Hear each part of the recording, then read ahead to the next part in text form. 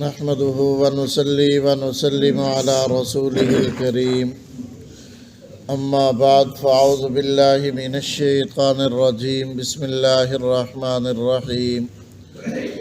فلا تضربوا لله الامثال ان الله يعلم وانتم لا تعلمون ضرب الله مثلا عبدا مملوكا لا يقدر على شيء ومن رزقناه منا رزقا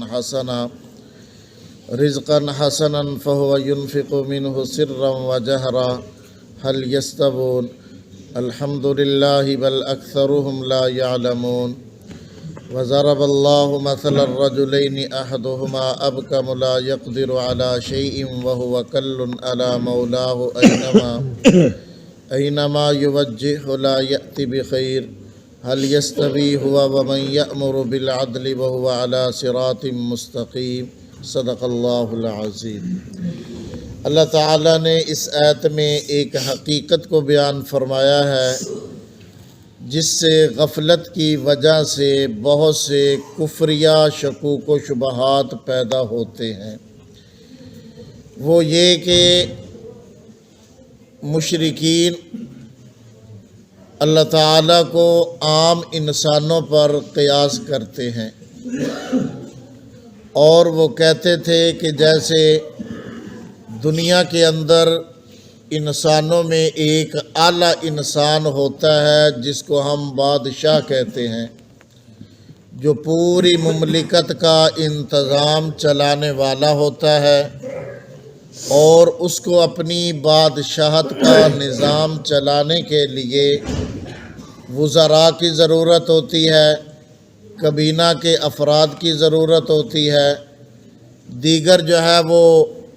اس کو ایک جو ہے وہ مستقل پارٹی کی ضرورت ہوتی ہے۔ تو اسی طریقے سے وہ سمجھتے تھے کہ اللہ تعالیٰ کو بھی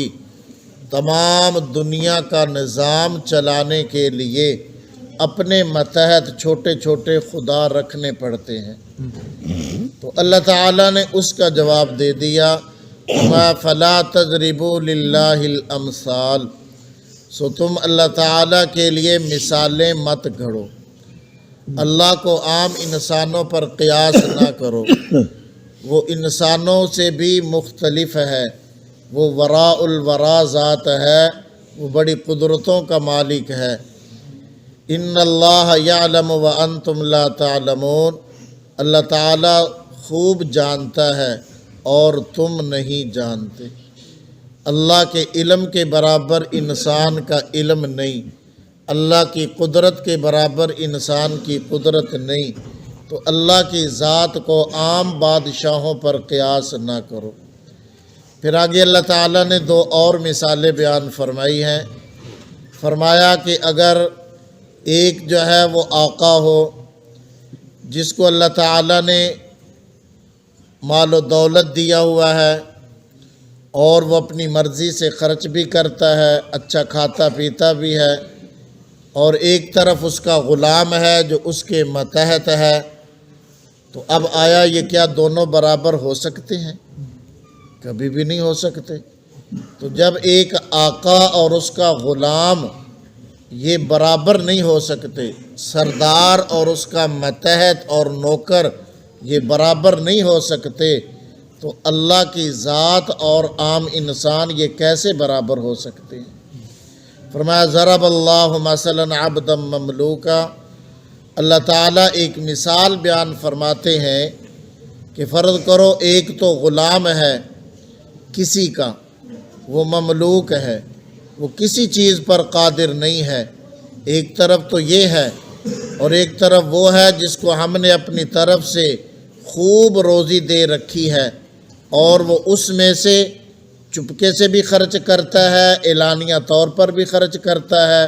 کوئی اس کو روک ٹوک نہیں ہے۔ حل یستویان، تو کیا یہ حل یستوون، کیا یہ دونوں برابر ہو سکتے ہیں؟ نہیں ہو سکتے۔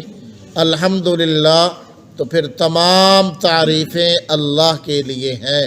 بل اکثرہم لا یعلمون، بلکہ اکثر لوگ عدم تدبر کی وجہ سے وہ اس بات کو جانتے نہیں ہیں۔ پھر ایک اور مثال بیان فرما دی اللہ تعالیٰ نے، فرمایا کہ دو آدمی ہیں، ان میں سے ایک تو گونگا ہے جو کسی چیز پر قدرت نہیں رکھتا، اور ایک طرف جو ہے وہ ایک مالک ہے، ایک آدمی ہے جو ہر چیز پہ قدرت رکھتا ہے، تو یہ دونوں بھی برابر نہیں ہو سکتے۔ جب یہ دونوں بھی عام انسانوں میں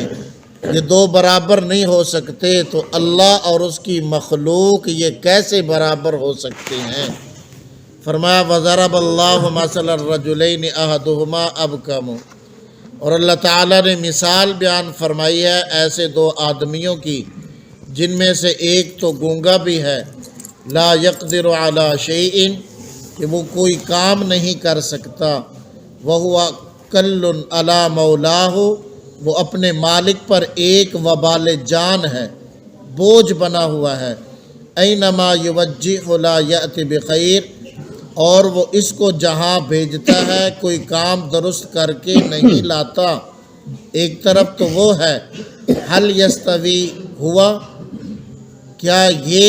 برابر ہو سکتا ہے اس آدمی کے، یأمر بالعدل، جو اچھی باتوں کی تعلیم کرتا ہو، جس کو اللہ نے سمجھ دی ہو، جس کو اللہ نے عقل دیا ہو، جس کے پاس قوت علمیہ ہو، ایک طرف وہ آدمی ہے، تو یہ دونوں برابر نہیں ہو سکتے۔ تو اسی طریقے سے اللہ اور اس کی مخلوق بھی برابر نہیں ہو سکتی، لہذا اللہ کو اس کی مخلوق پر قیاس نہ کرو۔ اللہ ہمیں سمجھنے کی، عمل کی توفیق نصیب کرے۔